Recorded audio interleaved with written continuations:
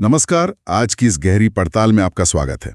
आज हम असम की लोक कथाओं और वहाँ के अंधेरे कोनों में छिपे एक ऐसे जीव की दुनिया में उतर रहे हैं जिसका नाम सुनते ही लोगों के दिलों में एक अजीब सा डर बैठ जाता है, बाघ। और हमारे पास जो स्रोत है वो कोई सुनी सुनाई कहानी नहीं है, बल्कि असम के धेमाजी जिले के एक 28 साल के युवक विश्वजीत शर्मा का आंखों देखा रोंगटे खड़े कर देने वाला अनुभव है। बिल्कुल। लेकिन विश्वजीत की कहानी में उतरने से पहले शायद ये समझना जरूरी है कि ये बाघ आखिर है क्या, मतलब लोक कथाओं में इसका जिक्र कैसे आता है। हाँ, ये बहुत जरूरी है। देखिए, असम की लोक कथाओं में बाघ को एक तरह का पानी का पिशाच या आत्मा माना जाता है। इसे ज्यादातर नदियों, तालाबों या दलदली इलाकों से जोड़ा जाता है। अच्छा। और इसकी सबसे बड़ी और डरावनी ताकत है रूप बदलने की क्षमता। ये किसी का भी रूप ले सकता है, आपके किसी दोस्त का, परिवार वाले का, किसी का भी। मतलब ये एक धोखेबाज है। धोखेबाज और बहुत खतरनाक। इसका मुख्य काम होता है इंसानों को बहला फुसलाकर पानी के पास ले जाना और उन्हें डुबोकर मार देना। ओहो। हाँ, कई कहानियों में तो ये भी कहते हैं कि ये मछुआरों की मछलियां चुराता है। इसीलिए असम में कई पुराने घाटों को बाकोर घाट कहते हैं, यानी बाघ का घाट। बिल्कुल, वो जगह जहां माना जाता है कि बाघ का वास है। ठीक है, तो अब हमें अंदाजा है कि हम किस चीज से डील कर रहे हैं। चलिए अब विश्वजीत शर्मा के अनुभव पर लौटते हैं। कहानी है जनवरी की एक सर्द और घने कोहरे वाली रात की। विश्वजीत की नई नई शादी हुई है और वो काम से अपनी साइकिल पर घर लौट रहे हैं। उनका रास्ता एक सुनसान कच्ची सड़क से गुजरता है, जिसके एक तरफ सूखी नदी है और दूसरी तरफ कुछ पुराने तालाब। वही बाकोर घाट। हाँ, वही। और स्रोत के मुताबिक विश्वजीत इन सब बातों पर ज्यादा यकीन नहीं करते थे। उन्हें ये सब बस पुराने किस्से लगते थे। और ज्यादातर लोगों की तरह उनका ये सोचना स्वाभाविक भी है, जब तक कि कुछ ऐसा ना हो जाए जो आपकी यकीन को जड़ से हिला दे। बिल्कुल, और वही हुआ। उस सुनसान रास्ते पर घने कोहरे में उन्हें अचानक एक जानी पहचानी आवाज सुनाई देती है। किसकी? उनके छोटे भाई मोनू की। आवाज आती है, विश्वजीत, ओ विश्वा, रुक। और यहीं से जाल बिछना शुरू होता है। हाँ। ये क्लासिक टैक्टिक है ना। हाँ। किसी अनजान की आवाज होती तो शायद विश्वजीत डरकर और तेजी से साइकिल चलाते। हाँ। लेकिन जब कोई अपना पुकारता है तो डर की जगह फिक्र ले लेती है। और सबसे चौंकाने वाली बात, उनका भाई मोनू तो उस वक्त गुवाहाटी में था। क्या? हाँ, जो वहां से करीब 500 किलोमीटर दूर है। उसका वहां होना मतलब नामुमकिन था। नामुमकिन। लेकिन उस पल में दिमाग तर्क से नहीं, भावना से काम करता है। किसी अपने की आवाज सुनकर पहला ख्याल आता है, मोनू यहाँ क्या कर रहा है, कहीं वो किसी मुसीबत में तो नहीं। सही बात है। और बस बाघ को यही तो चाहिए। उसने विश्वजीत को रोक लिया। तो विश्वजीत रुक जाते हैं, साइकिल खड़ी करके पलटते हैं। उन्हें अपने पीछे गीली मिट्टी पर किसी के चलने की धीमी धीमी आवाज आती है। छप छप छप। कोहरे की वजह से कुछ साफ नहीं दिख रहा, बस एक धुंधली सी परछाई है। और फिर वो परछाई कोहरे से बाहर निकलती है और उनके सामने उनका भाई मोनू खड़ा होता है। हूबहू वैसा। एकदम हूबहू। वही हुडी पहने, वही चश्मा लगाए। एक पल के लिए विश्वजीत को अपनी आंखों पर यकीन नहीं होता, लेकिन फिर वो दो चीजें नोटिस करते हैं जो बहुत अजीब थी, डरावनी। वो क्या थी? पहली चीज, उस नकली मोनू के पैर जमीन पर नहीं थे। क्या मतलब? वो जमीन से करीब 1 इंच ऊपर हवा में तैर रहा था। 1 मिनट, वो तैर रहा था? मतलब ये देखते ही विश्वजीत को अंदाजा क्यों नहीं हुआ कि कुछ बहुत गलत है? यही तो बात है। स्रोत के मुताबिक उस पल में उनका दिमाग सदमे और कंफ्यूजन में था। किसी अपने को अचानक देखकर तर्क काम करना बंद कर देता है ना। सही बात है। और यही बाइका का हथियार है। वो शायद सोच रहे होंगे कि कोहरे की वजह से उन्हें धोखा हो रहा है। बिल्कुल, हमारा दिमाग अविश्वसनीय चीजों को समझाने के लिए बहाने ढूंढने लगता है। और दूसरी अजीब बात क्या थी? दूसरी चीज और भी ज्यादा डरावनी थी। उसकी परछाई, वो जो नकली मोनू हिलडुल रहा था, हाँ, उसकी परछाई 2-3 सेकंड बाद हिल रही थी। 2-3 सेकंड बाद? हाँ, जैसे कोई वीडियो खराब कनेक्शन पर चल रहा हो, लैग कर रहा हो। कमाल का विवरण है ये। देखिए, दुनिया भर की लोक कथाओं में अलौकिक प्राणियों की नकल में हमेशा कोई न कोई खामी होती है। जैसे राक्षसों के पैर उल्टे होते हैं या पिशाचों की परछाई नहीं होती। लेकिन परछाई का देर से हिलना, ये बहुत ही अनोखा और मॉडर्न डर जैसा लगता है। ये साफ बताता है कि ये असलियत नहीं बल्कि उसकी एक बहुत बुरी नकल है। इसके बाद वो नकली मोनू विश्वजीत से कहता है, आओ तुम्हें पानी में कुछ बड़ा दिखाता हूँ। और जब वो मुस्कुराता है, उसकी मुस्कान उसके चेहरे पर खिंच सी जाती है। जैसे किसी और ने उसका चेहरा एक मुखौटे की तरह पहन रखा हो, जो ठीक से फिट नहीं हो रहा है। तो अब वो उसे पानी की तरफ खींचने की कोशिश कर रहा है, अपने असली मकसद की तरफ। हाँ, लेकिन विश्वजीत अब तक बुरी तरह डर चुके हैं। वो हिलते भी नहीं। ये देखकर उस चीज की आवाज बदलने लगती है। बदलने लगती है? कैसे? कभी वो उनके भाई मोनू की आवाज में बोलता, तो कभी अचानक एक बूढ़े मछुआरे की आवाज आने लगती, फिर कभी एक रोते हुए बच्चे की। ये बहुत खौफनाक था। मतलब वो अलग अलग आवाजें इस्तेमाल करके देख रहा है कि विश्वजीत किस पर प्रतिक्रिया देते हैं।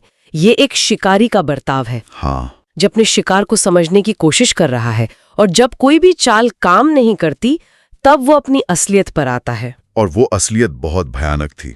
जब विश्वजीत ने जाने से मना कर दिया, तो एक गहरी घुड़घुड़ाती हुई आवाज में उसने धमकी दी, अपनी मर्जी से आ जाओ, वरना मुझे जबरदस्ती ले जाना पड़ेगा। उफ।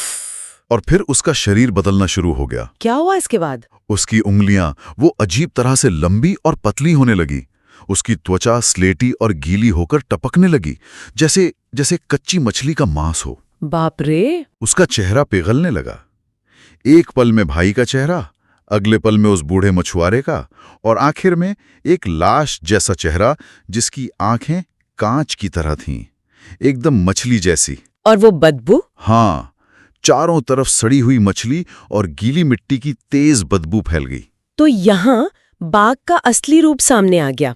वो सारी नकलें, वो सारे मुखौटे हट गए।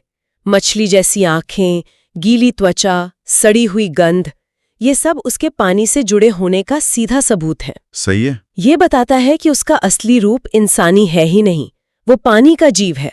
इसका मकसद शिकार को मनोवैज्ञानिक रूप से पूरी तरह तोड़ देना है। विश्वजीत ये देखते ही समझ गए कि ये बाघ है। वो अपनी जान बचाने के लिए पलटकर घर की तरफ भागते हैं। उन्हें अपने पीछे उस जीव के गीले अंगों की जमीन पर थपथपाने की आवाज आती है। कभी लगता है कि वो रेंग रहा है, तो कभी उछल रहा है। वो किसी तरह हाफते कांपते हुए अपने घर पहुंचते हैं और दरवाजे के अंदर गिरते हैं। शुक्र है वो अपनी सबसे सुरक्षित जगह पर पहुंच गए, घर के अंदर। उन्हें भी यही लगा। लेकिन असल खौफ तो अब शुरू होना था। मतलब?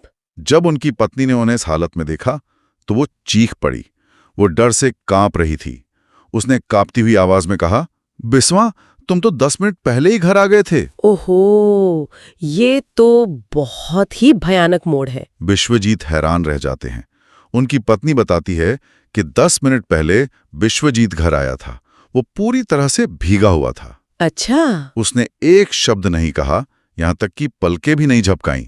बस 1 मिनट तक उसे घूरता रहा और फिर बिना कुछ बोले चुपचाप वापस बाहर चला गया। और जरूर कोई और गड़बड़ भी होगी। हाँ, उनकी पत्नी ने बताया कि जब वो बाहर गया तो उसके पैरों के जो गीले निशान फर्श पर बने थे, वो कैसे थे? वे इंसानी पैरों के नहीं थे। वो मछली की पूंछ के आकार के थे। नहीं, ये इस कहानी का शायद सबसे डरावना हिस्सा है। इसका मतलब है कि बाघ सिर्फ उनका पीछा नहीं कर रहा था, वो उनसे भी तेज था। हाँ, वो पहले ही उनके घर में उनकी पहचान लेकर उनकी पत्नी के सामने पहुंच चुका था। बिल्कुल। ये सोचकर ही रूह काम जाती है कि अगर असली विश्वजीत कुछ मिनट और देर से पहुंचते तो क्या होता। ये डर को बाहरी खतरे से बदलकर घरेलू निजी खतरे में बदल देता है। जो जगह दुनिया में सबसे सुरक्षित मानी जाती है, यानी अपना घर, अब वही सबसे असुरक्षित हो गई। सही बात है।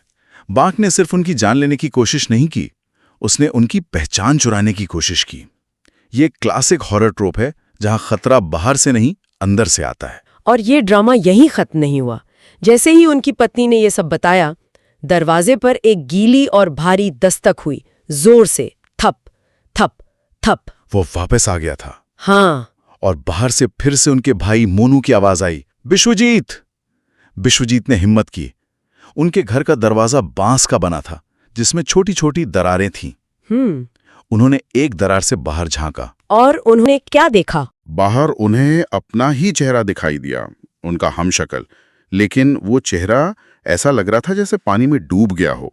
आंखें बेजान थीं और होठों पर एक ऐसी मुस्कान थी जो कानों तक फैली हुई थी। उफ। वो बाघ फुसफुसाया, मुझे तुम्हारा शरीर चाहिए, तुम्हारी जिंदगी चाहिए, तुम मेरे हो गए।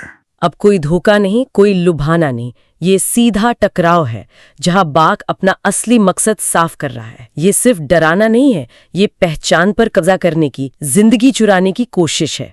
इसके बाद दरवाजा जोर जोर से हिलने लगा, जैसे कोई उसे तोड़ने की कोशिश कर रहा हो। विश्वजीत और उनकी पत्नी ने मिलकर दरवाजा पकड़ लिया। कुछ देर तक ये चलता रहा और फिर अचानक सब कुछ शांत हो गया। वो चला गया? हाँ, वो चला गया। लेकिन इस घटना ने विश्वजीत को हमेशा के लिए बदल दिया। बाद में जब उन्होंने गांव के बुजुर्गों को ये कहानी सुनाई तो उन्होंने एक और डरावनी बात बताई। अच्छा? स्थानीय लोग बताते हैं कि बाघ खास तौर पर नए शादीशुदा मर्दों को अपना निशाना बनाता है। नई शादीशुदा मर्दों को? क्यों? मान्यता ये है कि एक खुश और संतुष्ट इंसान की आत्मा बाघ को रूप बदलने की सबसे ज्यादा ताकत देती है। ये बहुत दिलचस्प है। ये लोक मान्यता इस घटना को एक पैटर्न में रखती है।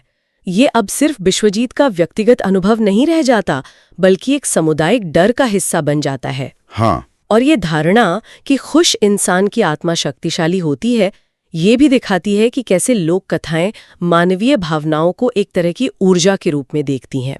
और उन्होंने ये भी कहा कि एक बार जब बाघ किसी को चुन लेता है तो वो तब तक उसका पीछा नहीं छोड़ता जब तक कि दोनों में से किसी एक की मौत ना हो जाए। तो ये एक रात की घटना नहीं, बल्कि एक तरह का अभिशाप है जो शुरू हो चुका है। विश्वजीत की कहानी यहीं खत्म होती है, लेकिन उनका डर बना रहता है।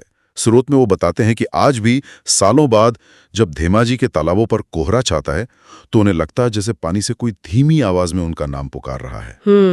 तो इस सब का क्या मतलब निकाला जाए? क्या ये सिर्फ एक डरावनी कहानी है या असम की लोक कथाओं में छिपी कोई गहरी सच्चाई? यही सबसे बड़ा सवाल है ना? एक स्तर पर देखें तो ये अलौकिक जीव और कहानियां हमारी कल्पना की उपज हो सकती हैं, जो हमें सुनसान और पानी वाली जगहों के असल खतरों से आगाह करने के लिए गढ़ी गई हैं। जैसे कि रात में सुनसान तालाब के पास मत जाओ वरना डूब सकते हो, या किसी जानवर का शिकार हो सकते हो। बाघ उस खतरे का एक चेहरा बन जाता है। और दूसरे स्तर पर विश्वजीत जैसे अनुभव उन चीजों की ओर इशारा करते हैं जिन्हें विज्ञान और तर्क अभी तक समझ नहीं पाए हैं। यह हमें सोचने पर मजबूर करता है कि विश्वास, डर और वास्तविकता के बीच की रेखा वाकई कितनी धुंधली और पतली हो सकती है। जाते जाते एक विचार मन में आ रहा है। बताइए। बाघ को एक खुश इंसान की आत्मा से ताकत मिलती है। ये कितना दिलचस्प पैटर्न है कि लोक कथाओं में अक्सर नकारात्मक शक्तियां सबसे सकारात्मक मानवीय भावनाओं को ही निशाना बनाती हैं। खुशी, प्यार, संतुष्टि वो उसे चुराना चाहती हैं। ये एक बहुत गहरी बात है, सोचने वाली बात है कि क्या ये सिर्फ कहानी का एक हिस्सा है या हमारे अपने अंदर के डर का एक प्रतीक है। वो डर कि जब हमारी जिंदगी सबसे अच्छी चल रही होती है तभी कुछ बुरा हो सकता है जो हमारी सबसे कीमती चीज यानी हमारी खुशी को ही निशाना बनाएगा। बाघ शायद उसी डर का बाहरी रूप हो।